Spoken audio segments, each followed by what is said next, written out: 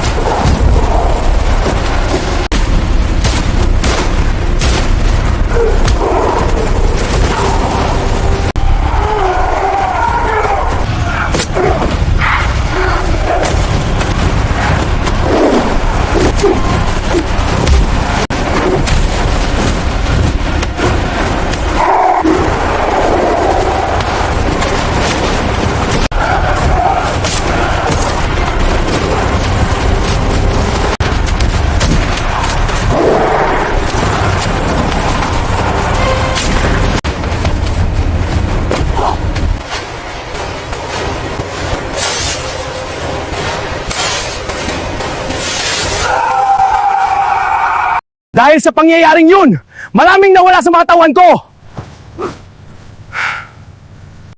Pero alam mo ba ang pinakamasakit, Maria?